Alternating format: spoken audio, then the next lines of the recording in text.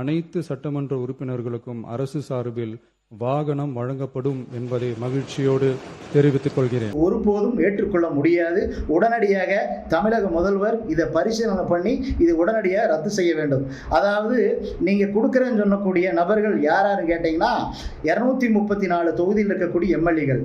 அதில் அண்ணன் எடப்பாடி பழனிசாமி வர்றாரு, அதில் ஐயா உதயநிலை ஸ்டாலின் வர்றாரு, அதில் எங்கள் கோயம்புத்தூரில் இருக்கக்கூடிய அண்ணன் எஸ்பி வேலுமணி வர்றாரு, அண்ணன் செந்தில் பாலாஜி வர்றாரு, பல தலைவர்கள் அதில் வர்றாங்க.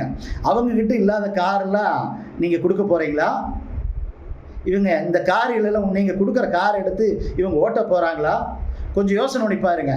அதாவது உங்களுடைய கட்சியில் வறுமை கோட்டுக்கு கீழ் இருக்காங்க, தொகுதிக்குள்ளே அவங்களால போக முடியல, அவங்களுக்கு கார் இல்லை அப்படின்னா நீங்கள் அந்த உதவி செய்கிறது யாரும் மறுப்பு தெரிவிக்க போகிறதில்ல. அதுவும் உங்களுடைய சொந்த பணத்தில் நீங்கள் படத்தில் நடித்து வாங்கின பணத்தில் நீங்கள் அதை உதவி பண்ணணும். மக்களுடைய வரி பணத்தில் பண்ணக்கூடாது. இது மிகப்பெரிய அளவில் ஒரு பொருளாதார வீழ்ச்சியை நம்ம நாடு சந்திக்க போகுதுன்னு அர்த்தம். அதாவது ஏற்கனவே விவசாய கடன் தள்ளுபடி பண்ண முடியாமல் இருக்குது, மின்சார கட்டணம் அதிகமாக இருக்குது, சொத்து வரி அதிகமாக இருக்குது. நீங்கள் ஏற்கனவே சொல்லியிருக்கிறீங்க, இதுக்கு முன்னால் இருந்த அரசாங்கம் கஜானாவை தொடச்சி வச்சுட்டு போயிருக்காங்க, எங்களுக்கு கொஞ்சம் டைம் கொடுங்க அப்படின்னு. அதுக்கப்புறம் அதுலேயே இன்னொரு வார்த்தையும் பயன்படுத்திக்கிறீங்க, ஊரா வீட்டு நெய்யில் ஸ்வீட் செய்யக்கூடாதுன்னு. அந்த ஸ்வீட்டு தான் இன்றைக்கி நீங்கள் செய்கிறீங்க. ஒருபோதும் இது ஏற்றுக்கொள்ள முடியாது.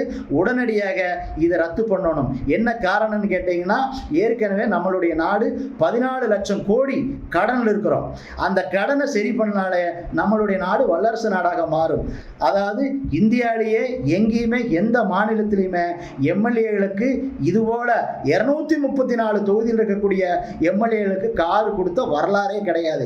மிகப்பெரிய அளவில் ஒரு வீழ்ச்சியை நம்ம சந்திக்க போகிறோம், பொருளாதார வீழ்ச்சியை நம்ம சந்திக்க போகிறோம். அதனால் நிச்சயமாக அரசாங்கத்துக்கு மிகப்பெரிய ஒரு பாதிப்பு வரப்போகுது, மக்களுக்கு மிகப்பெரிய ஒரு பாதிப்பு வரப்போகுது. அதனால் உடனடியாக இதை பரிசீலனை பண்ணி உடனடியாக இந்த திட்டத்தை கைவிட வேணும்னு உங்களுக்கு கோரிக்கை வைக்கிறேன். வந்தே மாறும்.